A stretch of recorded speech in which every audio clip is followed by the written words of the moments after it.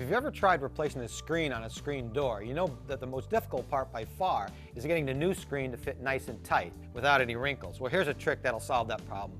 First, set the door on a pair of sawhorses, then slip a 2x2 under each end and clamp it in the middle to create a bow. We'll clamp on that end, and then over here.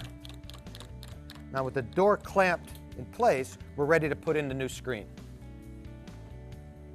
Use the splining tool to roll the spline into the groove securing one end of the screen. Then unroll the screen across the door, pull it snug, then use the splining tool and another length of spline to secure the opposite end of the screen. Okay, now I can release the clamps, and the door will spring back, straighten out, and pull out most of the wrinkles.